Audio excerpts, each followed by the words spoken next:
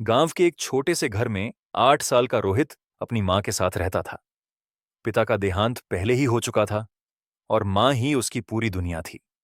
लेकिन एक दिन अचानक बीमारी ने उसकी मां की जान ले ली। घर का वातावरण शोक और सन्नाटे से भर गया। रोहित मासूम आंखों में आंसू लिए अपनी मां के निर्जीव शरीर के पास बैठा रहा।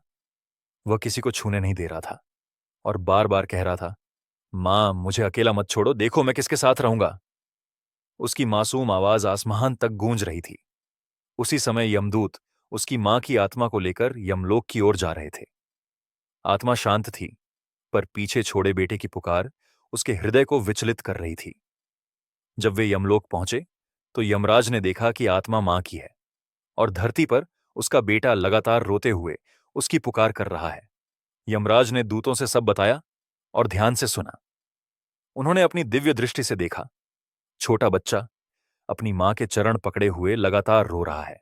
उसकी आंखों में गहरी वेदना और सच्चा प्यार था। यमराज का हृदय पिघल गया।